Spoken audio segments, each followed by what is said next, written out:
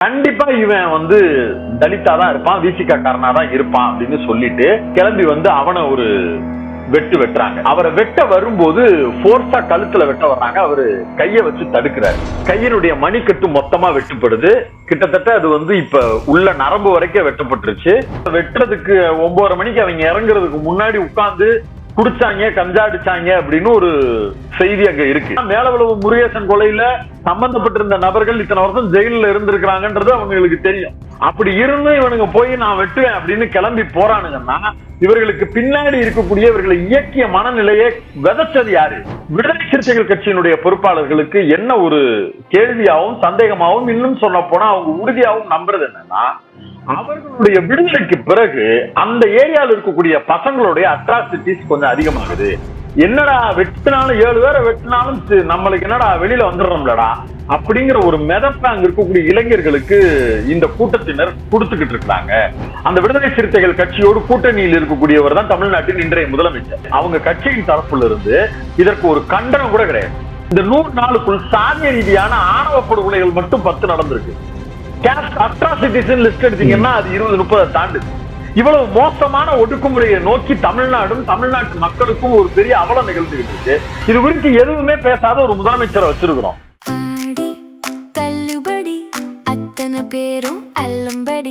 6 முதல் 60% வரை ஆடி தள்ளுபடியுடன் super Saravana stores, Chennai, Madurai, Kovai. பேர்லை நேருக்கு வணக்கம். இன்றைய நேர்காணலில் ஊடகவியலாளர் திரு மில்டன் அவர்கள் இணைந்திருக்கிறார். அவரோட பேசலாம். வணக்கம். வணக்கம் சந்தோஷ். மதுரை மேலவளவு அப்படிங்கிற கிராமத்தை பத்தி நம்ம எல்லாத்தையுமே தெரியும். அங்க நடந்த ஒரு கொலை அப்படிங்கிறது வரலாற்றிலேயே முக்கியமான கொலையாக கருதப்படுகிறது. இந்த சமூக நீதி மண்ணில் அந்த கொலையை பற்றின ஒரு பேச்சும் இருந்துகிட்டே இருக்கும் அப்படிங்கிறத நான் பார்க்கக்கூடிய விஷயமா இருக்கு. அதே மண்ணில் இப்போ மதுரையில ஆதிக்க சாதியினர் இளைஞர்கள் மீது தாக்குதலை நடத்திருக்கிறாங்க. அதன் மூலமா காயப்பட்ட ஒருவர் இப்போ தீவிர சிகிச்சை பிரிவாக இருக்கிறாரு. அதுக்கு காரணமா சொல்லப்படுவது என்னன்னா, ஜல்லிக்கட்டுல ஏதோ ஒரு பிரச்சனை வந்துருச்சு, அதனால அந்த தாக்குதல் நடக்குது அப்படிங்கிற விஷயத்த சொல்றாங்க. முழுமையான பின்னணி என்ன? ஆக்சுவலா நீங்க குறிப்பிட்டது மேலவளவுல ஒரு கொலை இல்ல, 7 பேர் வெட்டி படுகொலை செய்யப்பட்டாங்க ஆதிக்க சாதியினரால். அங்க இருக்கக்கூடிய ஒடுக்கப்பட்ட சமூகத்தை சார்ந்த முருகேசன் என்கிற நபர் கிராம பஞ்சாயத்து தலைவராக வந்தார் அப்படின்றதுக்கு பொறுக்க முடியாம ஓடுற பஸ்ல நிப்பாட்டப்பட்டு அந்த 7 பேரும் பஸ்ல வச்சு ஓட ஓட விரட்டி கொல்லப்பட்டாங்க. அது பின்னாடி அதோடு தொடர்புடைய சில செய்திகளும் இருக்கு, அதை நம்ம அப்புறம் பேசலாம். இந்த பர்டிகுலர் இஷ்யூ எப்ப நடக்குது அப்படின்னா, 2 நாளுக்கு முன்னாடி 23ஆம் தேதி ஆகஸ்ட் மாசம் 2026 அன்று எட்டிமங்கலம் அப்படிங்கிற பகுதி, அது எங்கன்னா மதுரை மாவட்டத்துக்கு பக்கத்துல மேலூர் டு மேலவளவு வர்ற வழியில இருக்கக்கூடிய ஒரு இடம். அங்கதான் சம்பவத்தினுடைய தொடக்கம் ஆரம்பிக்குது. அவங்க என்ன பண்றாங்கன்னா, அங்க இருக்கக்கூடிய விடுதலை சிறுத்தைகள் கட்சியில் இருக்கக்கூடிய முக்கிய பிரமுகர்கள் அங்க வட மஞ்சுவரட்டு அப்படிங்கிற ஒரு மஞ்சுவரட்டை நிகழ்ச்சியை ஏற்பாடு பண்றாங்க. ஜல்லிக்கட்டு பொங்கல் அந்த டைம்ல தானே நடக்கும், மஞ்சுவரட்டு இதெல்லாம் இப்ப ஏன் நடக்குது அப்படின்ற கேள்வி எல்லாருக்கும் இருக்கலாம். மதுரை சுற்றுவட்டார பகுதிகளில் இருக்கக்கூடிய பல்வேறு இடங்கள் ஒவ்வொரு மாதங்கள்ல அவங்க ஒரு ஃபங்க்ஷன் எடுக்கணும்னு நினைச்சாங்கன்னா அப்படி நடத்துவாங்க. போன முறை கவர்மெண்ட் ஆர்டர் போட்டு மார்ச்சுக்குள்ள எதுவா இருந்தாலும் நடத்திக்கிறோம், அதுக்கு மேல எந்த மஞ்சுவரட்டு ஜல்லிக்கட்டு இது எதுக்குமே அனுமதி இல்லை அப்படின்னு சொல்லி இருந்தாங்க, உத்தரவும் போட்டிருந்தாங்க. ஆனா அத பெர்மிஷன் இவங்க கேட்டு அவங்களுக்கு கிடைக்கல. எதற்காக இந்த மஞ்சுவரட்டு அவங்க வட மஞ்சுவரட்டு ஏற்பாடு பண்ணியிருந்தாங்கன்னா, விடுதலை சிறுத்தைகள் கட்சியினுடைய தலைவர் தொல் திருமாவளவன் அவர்களுடைய பிறந்த நாளை முன்னிட்டு அப்படின்னு சொல்லிதான் இந்த நிகழ்ச்சி ஏற்பாடு பண்ணியிருந்தாங்க. காவல்துறையினர் இந்த நிகழ்ச்சியை நடத்துவதற்கு அனுமதி தரவில்லை. ஏன்னா ஆல்ரெடி அவங்க ரூல் எப்படி இருக்குன்னா, மார்ச் மாசத்துக்கு மேல இத நடத்தக்கூடாது அப்படிங்கறது அவங்க ரூலு. அதனால நாங்க இதுக்கு அனுமதி தரமாட்டோம் அப்படின்னு சொல்றாங்க. அனுமதியை மீறி விடுதலை சிறுத்தைகள் கட்சியினர் அந்த நிகழ்ச்சியை வடமஞ்சுவரட்டை ஏற்பாடு பண்ணியிருக்கிறாங்க.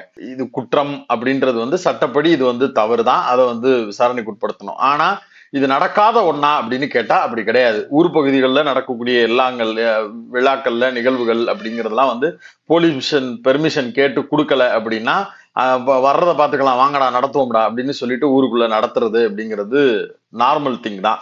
அது இப்ப சமீப காலமா அது ரொம்ப குறைஞ்சிருக்கு. பட் ஆனா இது அப்படிதான் நம்ம பார்க்க வேண்டியது இருக்கு. முதல்ல வட மஞ்சுவரட்டு அப்படின்னா என்னன்றது தெரிஞ்சுக்கணும். வழக்கமான ஜல்லிக்கட்டு பரவலா எல்லாரும் பார்த்திருப்போம். வாடிவாசல்ல மாடை வைப்பாங்க, அது அப்படியே ஒரு ஃப்ளோல ஓடும். மாடு பிடிபட்டா வீரர் வெற்றி பெற்றார் அப்படின்னு அறிவிப்பாங்க. பிடிபடாம மாடு எஸ்ட் ஆயிருச்சுன்னா மாடு வெற்றி பெற்றதா அறிவிப்பாங்க, பரிசு கொடுத்துட்டு போயிருவாங்க. ஒரு மாடை ஒருத்தருக்கு மேல வேற யாராவது வந்து பிடிச்சாங்கன்னா அந்த மாடு பிடிபட்டா கூட மாடு வெற்றி பெற்றதா அறிவிச்சிருவாங்க. ஒரு நேரத்துல ஒரு மாட்டை ஒருத்தர் மட்டும்தான் பிடிக்க முடியும் அப்படிங்கிறது ரூலா இருக்கும். பட் வடமஞ்சு விரட்டு அப்படின்றதுல வடம் அப்படின்னா கயிறு, நடுவுல ஒரு உருளைக்கல்லு மாதிரி ஒரு இப்போ வந்து அதை ஊண்டிக்கிறாங்க. ஒரு பிக்சிங்க போட்டு ஒரு பெரிய வடத்தை கட்டி ஒரு 40 அடிக்கு கிரவுண்ட வந்து சுத்தி வளைச்சிருவாங்க, பட்டி போட்டு கட்டிடுவாங்க. கட்டிட்டு அதுல மாடை கட்டி 40 அடிக்கு மாடு வந்து சுத்திக்கிட்டே இருக்கும். அந்த 40 அடிக்கு உள்ள 9 வீரர்களை ஒரு குழுவா இறக்குவாங்க. ஒவ்வொருத்தவரும் அவங்களுடைய குழுவினுடைய பெயர் வச்சுக்கிடுவாங்க. விபி பிரபாகரன் அம்பலம் விபிஎஸ் சஞ்சய் அவரது தோட்டா காளை. அந்த காளையை கட்டாயம் பிடித்தே தீர்வோம் என்ற ஒரே நோக்கத்தோடு வலம் வந்து கொண்டிருக்கின்ற வீரர்கள் நாங்கள் சிவகங்கை மாவட்டம் சிங்கமனாரி ஒன்றியம் சேரும் பரம்பு நாடு தேத்திப்பட்டி வெள்ளாள கருப்பல் குழு வீரர்களா கடுமையாக போராடி கொண்டிருக்கின்றார்கள். அவர்களுக்கு விருப்பமான அவர்கள் பகுதியில் இருக்கக்கூடிய முக்கியஸ்தர்களுடைய பெயரு, அதற்கு முன்னால் வாழ்ந்து இறந்தவர்களுடைய பெயரு, யாருடைய நினைவாகவாது அவங்க எல்லாரும் அசோசியேட் ஆயிருக்கிறாங்கன்னா அவங்களுடைய பேருன்னு சொல்லி ஒத்த டிஷர்ட்டுகளை போட்டுட்டு இந்த வீரன் இந்த தலைவர் பெயர் அப்படின்னு சொல்லி குழுவா அவங்க எல்லாரும் இறங்கிக்கிட்டு ஒரு மாடை நிப்பாட்டி அந்த மாடுக்கு 20 நிமிஷம் டைம். அந்த 20 நிமிஷத்துக்குள்ள சுத்தி இருக்கக்கூடிய அந்த 9 பேரும், அந்த கிரவுண்டுக்குள்ள இருக்கக்கூடிய 9 பேர்ல மொத்தமா அந்த மாட்டினுடைய திமிழ்ல ஏறி அதை அடக்கணும். அந்த 20 நிமிடத்துக்குள்ள அந்த மாட்டினுடைய திமிழ்ல ஏறி அதை அடக்கி அதோட ஓட்டத்துல நிக்க முடியல அப்படின்னா மாடு வெற்றி பெற்றதா அறிவிப்பாங்க, இல்லைன்னா வீரர்கள் வெற்றி பெற்றதா அறிவிப்பாங்க. இவ்வளவுதான் இதோட ப்ரொசீஜர். இந்த ப்ரொசீஜரை தொடங்குறது, இது நிகழ்ச்சியினுடைய ப்ரொசீஜர். இந்த நிகழ்ச்சியை தொடங்குவதற்கு முன்பாக ஒரு ப்ரொசீஜர் வச்சிருப்பாங்க. இப்ப யார் வடமஞ்சு விரட்டை நடத்துறாங்களோ, இப்ப உதாரணத்துக்கு பேரலையின் சார்பாக வடமஞ்சு விரட்டு அப்படின்னா பேரலையின் சார்பாக வடமஞ்சு விரட்டுக்கு யாருடைய மாடுகள்லாம் வரணும்னு பேரலையே முடிவு பண்ண முடியும். இப்போ அரண்சையில ஒரு மாடு இருக்கு, யூடியூப் ரூட்டஸ்ல ஒரு மாடு இருக்கு, ட்ரைப்ஸ்ல ஒரு மாடு இருக்கு அப்படின்னா உதாரணத்துக்கு சொல்றேன், அவங்க எல்லாருக்கும் வெத்தலை பாக்கு வச்சு சந்தோஷ், இந்திரா, மில்டன் யாராவது ஒரு பொறுப்பாளர்கள் போய் அவங்களை இன்வைட் பண்ணணும். உங்க மாடை வந்து நீங்க களத்துல இறக்குங்க அப்படின்னு சொல்லி அவங்கள்ட்ட இன்வைட் பண்ணணும். அந்த வெத்தலை பாக்கு வச்சு அழைக்கக்கூடிய மாடுகளுக்கு மட்டும்தான் அந்த விழா கமிட்டியினர், அந்த நிகழ்ச்சியை ஏற்பாடு பண்ணக்கூடியவர்கள் நடத்தக்கூடிய மஞ்சு விரட்டுக்குள் அனுமதியே கிடைக்கும். அது அல்லாத மாடுகளுக்கு அனுமதி கிடையாது. யாராவது ஒருத்தர் நானும் மாடு வச்சிருக்கேன் என்னையும் ஆட்டத்துல சேர்த்துக்கங்க அப்படின்னு சொல்லிட்டு கிளம்பி உள்ள வர்றாங்கன்னா அது தடுத்து நிறுத்தப்படுவாங்க. இல்லைங்க உங்களுக்கு நாங்க அழைப்பே கொடுக்கல அப்படின்பாங்க. இதுதான் வழக்கமான நடைமுறை. இப்போ இப்படி அந்த நிகழ்ச்சியை ஏற்பாடு பண்ணி விடுதலை சிறுத்தைகள் கட்சியை சார்ந்தவர்கள் தலைமை ஏற்று நடத்துறாங்க. அதை ஒட்டி அந்த பகுதியில் இருக்கக்கூடிய ஜல்லிக்கட்டு மாடு வைத்திருக்கக்கூடியவர்களுக்கு எல்லாம் அழைப்பு கொடுக்குறாங்க. இதுல முக்கியமான விஷயம் என்னன்னா, அந்த பகுதி எப்பவும் ஜல்லிக்கட்டு நடக்கக்கூடிய பகுதி, பெயர் போன பகுதி தான். அப்ப அழைப்புங்க அப்படிங்கிறப்ப ஒரு குறிப்பிட்ட சாதிக்கோ ஒரு குறிப்பிட்ட மதத்துக்கோ மட்டும் அவங்க அழைப்பு கொடுக்கல. இந்த நிகழ்ச்சி ஏற்பாட்டிலையுமே கூட வேறு சாதிகள், அந்த பகுதியில் பெரும்பான்மையாக இருக்கக்கூடிய கல்லர் சமூகத்தினுடைய மாடுகளுக்கும் அழைப்பு கொடுத்திருக்கிறாங்க. மாடுபிடி வீரர்கள்லயுமே யார் பங்கெடுக்கணும் அப்படிங்கிறது டிஸ்கஷனுக்கு வரும்போது கூட எல்லா சமூகத்தை சார்ந்தவர்களும் அங்க வந்து பங்கெடுத்துக்கலாம், ஒரு குறிப்பிட்ட சாதியினர் மட்டும் பங்கெடுக்கக்கூடிய நிகழ்வா இது இருக்கக்கூடாது அப்படின்னு சொல்லி பரவலா மாடுபிடி வீரர்களாகவும் பல்வேறு சாதியினரும் மாடு கொண்டு வரக்கூடியவர்களும் பல்வேறு சாதியினருமா வந்திருக்கிறாங்க. அப்ப இந்த நிகழ்ச்சி எங்க நடக்குது? எட்டிமங்கலத்துல நடக்குது. எட்டிமங்கலத்துக்கு பக்கத்துல இருக்கக்கூடிய பெரிய ஊரு அப்படின்னா அது வந்து மேலவளவு. மேலவளவில் இருக்கக்கூடிய மாட்டுக்காரர்களுக்கு இவர்கள் அழைப்பு கொடுக்கல. ஏன் கொடுக்கல அப்படிங்கிறது சம்பவத்தை அப்பதான் நம்ம எல்லாருக்கும் தெரிய வந்தது. என்ன நடந்திருக்குன்னா, இந்த மாதிரி மாடுபிடி வீரர்கள் எல்லோரும் ஆர்கனைஸ் ஆகி மாடுகள் எல்லாம் களத்தில் இறக்கப்பட்டு, இவர்கள் அழைப்பு கொடுத்த மாடுகள்லாம் களத்தில் இறக்கப்பட்டு வேலை நடந்துட்டு இருக்கு, மாடுபிடி மஞ்சு விரட்டு நடந்துகிட்டு இருக்கு. இப்ப இன்பிட்வீன்ல ஒரு குரூப் வந்து மாடு கொண்டு வந்திருக்கோம், எங்க மாட்டையும் உள்ள விடணும் அப்படின்னு சொல்லி கேக்குறாங்க. அவங்க யாருன்னா அந்த மேலவளவு பகுதியை சார்ந்த நபர்கள். ஊர்த்தரு, விஎஸ் நகர், அழகர்பட்டி அப்படின்னு ஒரு 3 பகுதி இருக்கு. அங்கெல்லாம் வந்து கல்லர்கள் பெரும்பான்மையாக வசிக்கக்கூடிய பகுதி. அதுல காந்தி நகர் அப்படிங்கிற ஒரு பகுதி மட்டும்தான் தலித் மக்கள் குடியிருக்கக்கூடிய பகுதி மேலவளவுல. அழகர்பட்டிங்கிற பகுதியில வந்து ஒரு 10-15 தலித் குடும்பங்கள் இருக்கிறாங்க. மீதி எல்லாமே வந்து கல்லர் சமூகத்து மக்கள் இருக்கிறாங்க. ஒரு சிலர் இந்த மூப்பனார் சமூகம் இவங்க எல்லாம் அங்க இருக்கிறாங்கன்னு வச்சுக்கோங்களேன். இப்ப என்னன்னா, அந்த ஊர் தெருவில் இருக்கக்கூடிய மேலவளவு பகுதியை சார்ந்த நபர்கள் எங்க மாட்டையும் உள்ள சேர்த்துக்குங்க அப்படின்னு சொல்லி மஞ்சுவரட்டு நடக்கக்கூடிய 21ஆம் தேதி மதிய வாக்குல வந்து பஞ்சாயத்து பண்றாங்க. அப்ப அந்த நிகழ்ச்சி ஏற்பாட்டில் இருக்கக்கூடிய நந்தகுமார் உள்ளிட்ட அவர் யாருன்னா சந்திரமோகன்கிறவரு, அவர் வந்து விடுதலை சிறுத்தைகள்ல முக்கியமான பொறுப்புல இருக்கிற அரசு ஊழியரும் கூட. அவர் வந்து என்ன பண்றாங்கன்னா அவங்க தரப்புல நந்தகுமார் இவங்க எல்லாருமா சேர்ந்து, இல்லங்க நாங்க அழைப்பு கொடுத்த மாடை மட்டும்தான் அவுக்க முடியும், திடீர்னு வர்ற உங்க மாட்டை அவுக்க முடியாது. என்னப்பா எங்க ஆளுகள்ல இருக்கக்கூடிய எல்லா மாட்டையும் தான் அவுக்குறீங்க, எங்களுக்கு மட்டும் என்ன, எங்களையும் சேர்த்துக்க வேண்டியதானே அப்படின்னு அவங்க கேட்கிறாங்க. நியாயமான கேள்வி. அதற்கு விழா கமிட்டியின் சார்பாக நிகழ்ச்சி ஏற்பாடு பண்ணி இருந்தவர்கள் தரப்புல இருந்து சொல்லப்பட்டது என்னன்னா, ஏற்கனவே மேலவளவுல இருக்கக்கூடிய சில வருத்தமான நிகழ்வுகள் நம்ம எல்லாருக்கும் தெரியும். அது உங்க சைட்ல இருக்கக்கூடிய நபர்கள் நம்ம மேல இன்னமும் சில வார்த்தைகளையும் சில சங்கடமான விஷயங்களையும் பகிர்ந்துட்டு போயிட்டு வர்றதுமாவே இருக்கு. அதனால இது ஒத்து வராது, நீங்க வந்தாலும் அது தேவையில்லாத சங்கடத்துல முடியும், அதனால இது வேண்டாம், அதனாலதான் உங்களுக்கு நாங்க அழைப்பே கொடுக்கல, வேண்டாம் அப்படின்னு நிகழ்ச்சி ஏற்பாடு தரப்புல இருந்து சொல்றாங்க. உடனடியா அங்க இருக்கக்கூடியவர்கள், ஏண்டா நீங்க எல்லாம் சாதியின் பெயரை சொல்லி ஆரம்பிக்கிறாங்க, ஏண்டா நீங்க எல்லாம் வந்து நடத்துவீங்க, எங்களை வந்து வரக்கூடாதுன்னு சொல்லுவீங்க அப்படி இப்படின்னு சொன்ன உடனே அந்த பேச்சு கொஞ்சம் கைகலப்பாக மாறுகிறது. இன்னும் சொல்ல போனா அந்த நிகழ்ச்சியை ஏற்பாடு செய்திருப்பவர்கள் விடுதலை சிறுத்தைகள் கட்சி அப்படின்னு உடனே அந்த பகுதியில் பெரும்பான்மையாக கூடி இருந்தது ஒரு குறிப்பிட்ட சமூகத்தை சார்ந்தவர்களாக இருக்கிறதுனால அவங்களுக்கு இவங்களுக்கும் ஒரு சின்ன வாக்குவாதம் ஆகுது. அது அப்படியே மைல்டான கைகலப்பா நடக்குது. நடந்த உடனே நிறைய பேர் திரண்டு இருந்தது, பட்டியல் சமூகத்து மக்கள் திரண்டு இருக்கிறாங்க. அதனால அந்த 2 நபர்களும் மாடை கூப்பிட்டுக்கிட்டு வந்திருந்த ஒரு 5-6 பேர் அவங்க எல்லாரும் மாடை கூப்பிட்டுக்கிட்டு நாங்க இடத்த காலி பண்றாங்க, அவங்க எல்லாரும் அந்த இடத்துல இருந்து கிளம்பி போறாங்க. 2 டூ வீலர்ஸ் மட்டும் விட்டுட்டு கிளம்பி போயிடுறாங்க. அதற்கு பிறகு ஜல்லிக்கட்டு அங்க மஞ்சுவரட்டு அங்க நடக்கல. அதுக்கு பிறகு அது முடிச்சுட்டு பிரச்சனை பண்றாங்க அப்படின்னு சொல்லிட்டு சரி ஓகேன்னா அதை முடிச்சுட்டு அப்படியே அங்க இருந்து கிளம்பிட்டாங்க. 5 மணிக்கெல்லாம் அங்க இருந்து ஸ்பாட்ல இருந்து எல்லாரும் கிளம்பி வந்துட்டாங்க. 5 மணில இருந்து ஒரு 9 மணி வரைக்கும் இந்த விரட்டப்பட்ட நபர்கள் இருப்பாங்கல்ல, அவங்க எங்க இருக்கிறாங்கன்னா அங்க இருக்கக்கூடிய பகுதியில் இருக்கக்கூடிய மக்கள் சொல்றதுதான், சரக்க போட்டு கஞ்சாவை போட்டுட்டு அவர்களுக்குள்ள ஒரு பெரிய டிஸ்கஷன் நடந்திருக்கு. முழு மது போதையில அந்த குரூப்பை சார்ந்த 5-6 நபர்கள் நைட் ஒரு 9-9:30 மணியை போல மேலவளர்ல இருந்து கிளம்பி இவர்களுடைய பகுதிக்குள்ள நுழைஞ்சு மந்தையில படுத்திருக்கிறாங்க. அந்த மந்தையில தலித் குடியிருப்பை ஒட்டி தான் அந்த மந்தை இருக்கு. மந்தையில படுத்திருக்கக்கூடிய நபர்கள்ட்ட ஃபுல் போதையில போய் அங்க ஒருத்தர் படுத்திருக்கிறாரு. அவர்கிட்ட போய் எந்திரா அப்படின்னு சொல்லிட்டு, யாரா நீ, என்ன ஆளுகடா அப்படின்னு கேட்டிருக்கிறாங்க. அவர் வந்து மந்தையில படுத்திருந்தவர் அதிமுக கட்சிக்காரரு. அவர் வந்து கல்லர் சமூகத்தை சார்ந்தவர். நான் கல்லர் தாண்டா அப்படின்னு சொல்லி அவர் சொல்லப்ப, பொய் சொல்றியாடா அப்படின்னு சொல்லிட்டு அவருக்கு ஒரு குத்து கத்தியால அவரை ஒரு தாக்குதலுக்கு உள்ளாக்கிட்டு வண்டியை எடுத்துக்கிட்டு மந்தையில இருந்து அப்படியே நகர்ந்து போறாங்க. போற வழியில என்னடா எல்லாத்தையுமே வந்து வித்தின் மினிட்ல நடந்துகிட்டே இருக்கு. போற வழியில விடுதலை சிறுத்தைகள் கட்சியினுடைய தலைவர் உடைய புகைப்படத்தையும் சுவரொட்டியும் எங்கெல்லாம் பாக்குறாங்களோ அது எல்லாத்தையும் கிழிக்கிறாங்க. அதை பார்த்துட்டு அங்க இருக்கக்கூடிய ஒருத்தர், டே யாரா நீங்க என்னடா இங்க பண்ணிக்கிட்டு இருக்கீங்க அப்படின்னு சொல்லி அவரு உள்ள நுழைஞ்சு கேள்வி கேட்க வர்றாரு. அவர் வந்து அவரும் தலித் கிடையாது, மூப்பனார் சமூகத்தை சார்ந்தவர். அவருக்கும் வந்து அருவாள் எடுத்து அவரையும் கொத்துன்னு கொத்துறாங்க. அவரும் காயம்பட்டு இப்ப மதுரை ராஜாஜி மருத்துவமனையில அட்மிட் செய்யப்பட்டிருக்கிறார். அதற்கு முன்பாக வெற்றிப்பட்ட அதிமுக காரரு அவருடைய பையன் அவரும் வந்து அந்த மந்தையில படுத்திருந்தவர், அவரும் ஜிஹெச்ல அட்மிட் செய்யப்படுகிறார். அங்க இருந்து முடிச்சுட்டு அப்படியே பை ரோட்ல அப்படியே டூ வீலர்ல வந்த குரூப் ஒரு 5-6 பேரு அப்படியே வந்து அட்டம்பட்டின்னு ஒரு பகுதி இருக்கு, அந்த பகுதியில போய் விடுதலை சிறுத்தைகளுடைய தகர போர்டு இருக்கு, அந்த போர்டு வந்து அருவாளால கொத்துறாங்க. கொத்தி எல்லாத்தையும் சரிச்சு எடுத்து போட்டுட்டு அங்க இருந்து கிளம்பி வர்ற வழியில எல்லாம் பண்ணி முடிச்சுட்டு ரிட்டர்ன் அவங்க ஊருக்கு போற வழி, எங்க மேலவளவுக்கு ரிட்டர்ன் ஆகிற வழி, ரிட்டர்ன் ஆகிற வழியில தான் விடுதலை களம் இருக்கு. விடுதலை களம் அப்படின்னா மேலவளவு முருகேசன் உட்பட அந்த தாக்குதலில் உயிரிழந்தவர்களுடைய உடல்கள் அடக்கம் செய்யப்பட்டிருக்கக்கூடிய ஒரு நினைவிடம். அந்த இடத்த வந்து ஒவ்வொரு ஆண்டுக்கும் நினைவிடமாக்கி அதற்கு ஒரு வீரவணக்க நிகழ்வையும் விடுதலை சிறுத்தைகள் சார்பாக எடுப்பாங்க. ஒரு முக்கியமான தமிழ்நாட்டின் துயர சம்பவம் அது. அதனுடைய நினைவிடமாக இருக்கக்கூடிய அந்த இடத்துல ஒரு பையன் நின்று பேசிக்கிட்டு இருக்கிறாரு.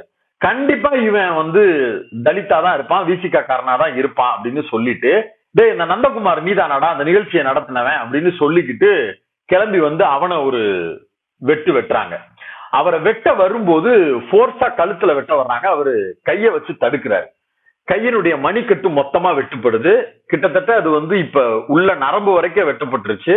இந்த நரம்பு இனி சேருமா சேராதான்றது டவுட் 3 நாள் கழிச்சு தான் சொல்ல முடியும்.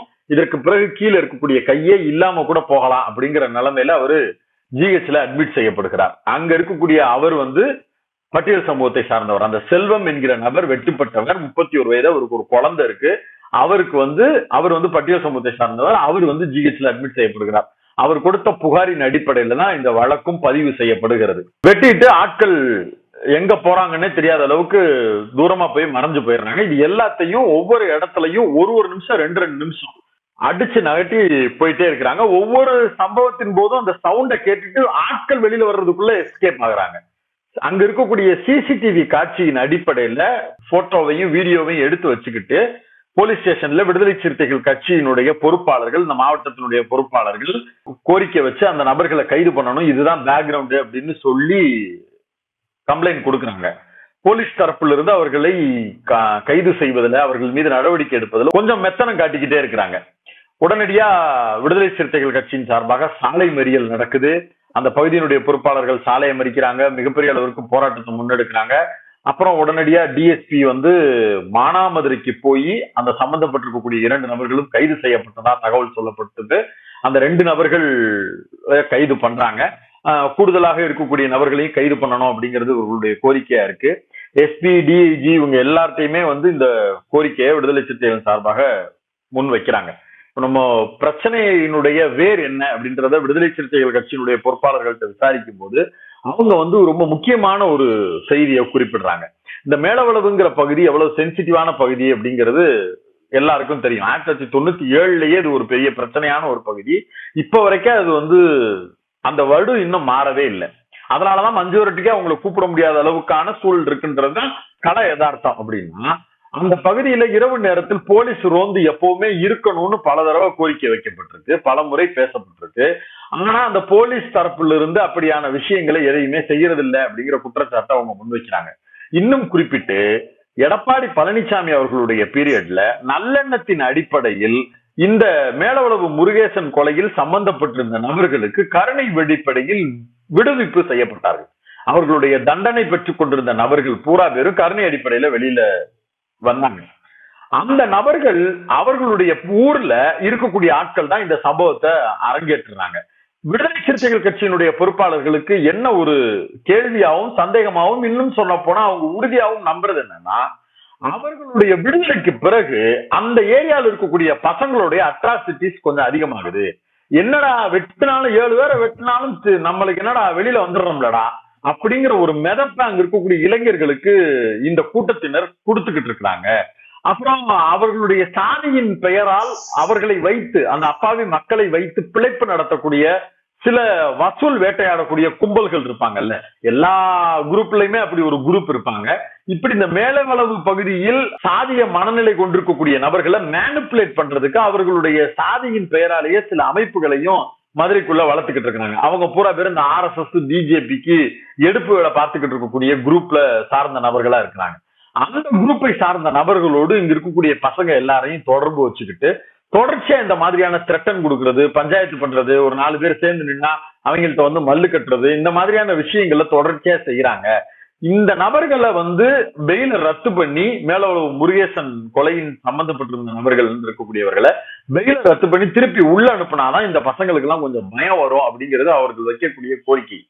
இது ரொம்ப முக்கியமான கோரிக்கையும் கூட. ஏன்னா தொடர்ச்சியா அந்த பகுதி சென்சிட்டிவா இருக்கின்ற பட்சத்துல இப்படியான விஷயங்களும் வெளிப்படையா நடக்குது. ஒண்ணு இல்லைங்க, அந்த வடமஞ்சு விரட்டு நடக்கிற நிகழ்ச்சிய டைரக்ட் லைவ்ல ஒரு யூடியூப் சேனல் ஒளிபரப்புனாங்க.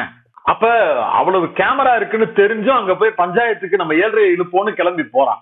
ஊருக்கு ஊர் இப்ப வீட்டுக்கு வீடு எல்லாம் சிசிடிவி வந்துருச்சு. ஆனாலும் இப்ப 2 அருவாளை தூக்கி போட்டுக்கிட்டு ஒரு 5-6 பேர் கிளம்பி போய் இன்னமும் 1990களில் 70களில் இருக்கிற மாதிரி தலித் மக்கள் குடியிருப்பு இருக்கக்கூடிய பகுதியில எல்லாம் போய் போட கொத்துறது, சோரட்டிகளை கிழிக்கிறதுங்கிற மாதிரி சாதிய குரூர மனநிலையோடு திரியிறானுங்க. இப்ப இந்த குரூப்பை அடக்குறதுக்கு, இந்த குரூப்பை கண்ட்ரோல் பண்றதுக்கு அரசு தரப்புல இருந்து அதனுடைய நிர்வாக ரீதியாக ஏதாவது ஒரு விதத்துல அவங்க முன்னெடுக்கிறாங்களா, சில விஷயங்களை பேசுறாங்களா அப்படின்றது எதுவுமே வெளிப்படைத்தன்மையே இல்லாம இருக்கு. இப்படி ஒரு சம்பவம் நடந்திருக்கு. எழுச்சி தமிழர் நைட்டு 3:30 மணிக்கு அந்த பகுதியில் இருக்கக்கூடிய பொறுப்பாளர்களை கால் பண்ணி கேட்கிறாரு. நைட்டு 3:30 மணிக்கு என்னப்பா இப்படி ஆச்சு, என்னப்பா நடந்துச்சு அப்படின்னு. இந்த சம்பவம் நடந்துகிட்டு இருக்க அதே நேரத்துல செல்லூர்ல விடுதலை சிறுத்தைகள் கட்சியை சார்ந்த ஒரு நபரு சில மர்ம கும்பல்களால வெட்டப்படுறாரு. ஒளிஞ்சிருந்து வந்து தாக்குதலுக்கு உள்ளாகி வெட்டப்படுறாரு. இது ரெண்டுமே ஒரே நாள்ல விடுதலை சிறுத்தைகள் கட்சியை சார்ந்த 2 வெவ்வேறு பகுதியை சார்ந்த நபர்களுக்கு தாக்குதல் உள்ளாகுது. அந்த விடுதலை சிறுத்தைகள் கட்சியோடு கூட்டணியில் இருக்கக்கூடியவர் தான் தமிழ்நாட்டின் இன்றைய முதலமைச்சர். இப்படியான சம்பவங்கள் நடக்குதுன்னா அதை பாதுகாக்க வேண்டிய சட்ட ஒழுங்குத்துறையினுடைய அமைச்சர் தான் அவரு, தமிழ்நாட்டின் முதலமைச்சர் தான் அவரு. இப்ப வரைக்கும் அவர் தரப்புல இருந்து, அவங்க கட்சியின் தரப்புல இருந்து இதற்கு ஒரு கண்டனம் கூட கிடையாது. இப்படி ஒரு சம்பவம் நடந்ததா மெயின் ஸ்ட்ரீம் ஊடகங்கள்ல நியூஸே கேரி ஓவர் பண்ணப்படல. இன்னைக்கு வந்திருக்கக்கூடிய தமிழ்நாட்டின் முன்னணி செய்தி ஊடகங்கள்ல, செய்தி தாள்கள்ல முக்கியமான பக்கம் இருக்கு தெரியுமா? எத்தனை பேஜ்?